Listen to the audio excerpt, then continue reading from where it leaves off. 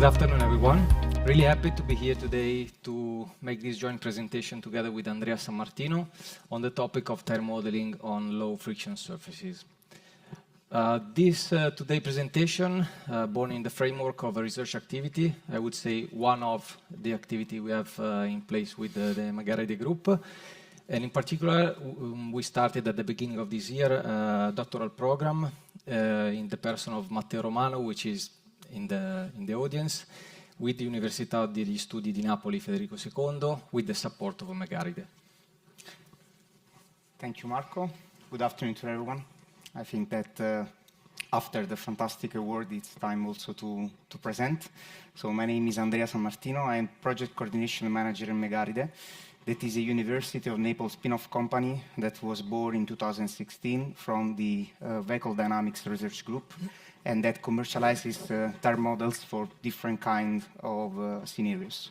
So we work closely with car and tire makers in order to speed up the development and prototyping stages of both vehicle subcomponents as well as tires. We work in hard real-time environments to enhance the real driving feeling for activities such as, for example, driver's training. And last but not least, we work closely with motorsport customers and partners in order to help them facing their daily challenges of race weekend preparation. We can rely on an established history of successes in motorsport from 2017 up to the most recent year, as well as a relationship with automotive partners and research groups all over the world. As a first step, we decided to explore and to compare different methodology, both from the experimental side and from the modeling side, to build a proper tire model. On the left side, you can see the classical tire level approach, where we have indoor and outdoor measurement on the tire standalone, while on the right side, we have the vehicle level approach. All of these approaches have different pros and cons. As we know, the flat track machine is very good in giving a precise input control and also ambient condition control, while on the other side, the trailer is really giving the advantage of being able to measure the tire on the real surface, especially if we are talking about wet, where we started. On the vehicle approach side, we have the great advantage to be able to measure the tire in the real operating condition, in terms of temperature, in terms of track handling and so on, with the downside of having and relying on indirect tire force measurements. After the experimental part, we used the data coming up for these different approaches to parameterize the state-of-the-art multi-physical tire model, including the thermal effect, which is called Ride Suite from the MegaRide group. And as a last step, we come to the simulator to make a validation from the subjective and also from the numerical point of view. So the first step was to make a complete characterization of the tire, taking a use case of a vehicle and tire which we have, let me say, characterized internally, also from the vehicle point of view. The tire was measured in flat track in several conditions with a complete thermal setup in order to feed then the model with all the needed data. On the outdoor, we tested in our wet handling track, which is Vizzola, having the possibility to test on different surfaces and different dry and wet conditions. The limitation, of course, compared to the flat track, is that you have a limited amount of space to test, and also the wheel path where you are testing, it's quite important. So we repeated the test using different methodology in order to find the best compromise in the amount of data and the quality. And also we try to repeat the test in order to minimize the effect of the wheel path wear, as I mentioned, which affect the grip in the end. As an example, we reported here some curves obtained in outdoor, where we can appreciate on dry and wet asphalt different level of grips and a different shape, especially when we approach the peak of grip and how the tire behaves after this maximum grip. On the modeling side, Yeah, the model inside, as mentioned in the previous slide, the multi-physical Tyre model was fully characterized. This Tyre model goes under the name of Ride Suite and comprises of 4 main elements, each of which is deputed to the investigation and reproduction of a specific phenomenon that can be considered as a single entity or in co-simulation with all the others. In the Ride Suite, we have a real-time Tyre thermal model. We have an interaction model sensitive to the temperature, the pressure, and also the wear evolution, a multi-contact module for high-frequency application reproduction, and finally a wear ride that is the first commercially available wear model on the market.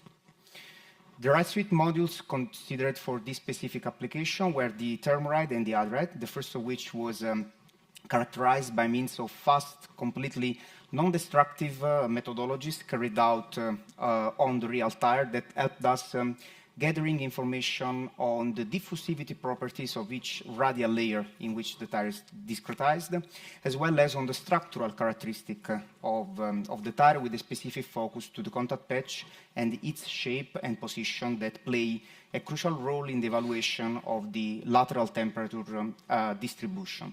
The model was preliminary, calibrated and validated towards indoor flat track data. As you can see in the upper part of the slide, there is a good level of correlation between the experimental indoor data and the simulated output. And the big advantage of this model is to access also inner layers, not reachable by standard instrumentation, the deepest layers of the compound that plays a crucial role in the influence on the dynamic evolution of the tire. Exploiting these inner layers temperature, it was possible to build the classical bell-shaped function describing the grip variation towards the temperature. The same procedure was verified towards dry data acquired with the trailer, as well as on wet data. Of course, to go from dry condition to wet condition, a refinement of the calibration was needed in order to take into account the change in the conductive and convective thermal exchange between the tire and the wet surface. At the end, we had a multi-physical tire model representative of all the conditions that could take into account this double effect. So on one side, the thermal influence on the tire performance, on the other side, separately, the effect of the wet surface on the tire dynamics. And coming to the vehicle approach, we used an interesting workflow which started at the simulator and ended with the validation of the simulator as well. As a first step, we started with the methodology definition for the wet testing, which relied on handling laps, where we used the simulator taking the previously parameterized tire model from the trailer measurement, and we used it to feed the vehicle model and to be able to make driver training, to practice the maneuver on a specific custom track, which is Vizzola, and also to check the available track space to perform this maneuver and the needed speed, as well as to estimate the test duration. By means of using an internal tool, which is called PISTA, that stands for Pirelli Standard Test Acquisition, we were able to transform the data in a standard format, which collect metadata and link them to the raw data, as well as standardizing the naming and the unit of measurement. This allowed us also to post-process the data with the standard toolchain, making a preview of the data quality and to check the effectiveness of the maneuver performed and the methodology. The methodology, as I mentioned, relied on the handling laps, using different driving styles to fulfill all the GG diagram, exploring different ranges of the tire. For example, the linear range, the maximum available grip, as well as the combined behavior. As a final driving style, we also add some sliding laps in order to cover the nonlinear range after the peak of grip of the tire. When we came at the track, we performed objective maneuver as defined at the simulator in the same track with the proper outdoor measurement system, so using the standard objective toolchain made by the instrumented steering wheel, as well as IMU, GPS, and a sliding speed sensor, and the thermal setup. We also add some payload in order to repeat the same methodology with different vehicle condition. And again, we used Pista to translate the data in the same way we have done at the simulator. The methodology used for this outdoor scenario is called TRIC, that stands for Tyre Road Interaction Characterization and Knowledge, and is a methodology developed by MegaRide that has, as a basic concept, the use of the vehicle as a moving laboratory, instrumented with standard onboard non-bulk instrumentation and performing basically the same maneuvers and the same track routine that were carried out at the simulator for the driver training. The concept is collecting these standard onboard channels, processing these channels by means of a properly parameterized vehicle model that allows to generate a sort of additional virtual telemetry that includes, for example, tire forces, slip indices, and inclination angle, and everything that is necessary to build the tire road interaction characteristics. So it is a way to go from vehicle data to tire data and have a starting point for the identification of the model's parameters. In this case, the thermal model was used as a predictive tool to predict the tire temperature distribution generated on track, considering the calibration that was developed with reference to the wet trailer data. At the end, also for this scenario, the multi-physical tire model was characterized, and it was possible to take into account both temperature and wet influence. So we could, at the end, put together the differences between, and also the similarities between this double approach. So, for example, we have a comparable load effect, and we have a slightly less aggressive decay rate for the tire approach model. Probably the thing that is worth mentioning is the slightly higher level of grip of the tire approach. And this is due to the fact that the track section used for trailer testing were different with respect to the section used for vehicle testing, and those sections are subjected to a lower level of wheel path wear, a topic that Marco introduced before. The last steps concern the use of real-time simulation in both offline and online environment. So in offline simulation, we could reproduce the Vizzola track maneuvers, and we could couple the double parameterization with the vehicle model in order to reproduce basically what was done on the track. And we did this with a double purpose. So on one side, we could verify the identification performed with the vehicle approach that, due to its intrinsic nature, is closer to the experimental data.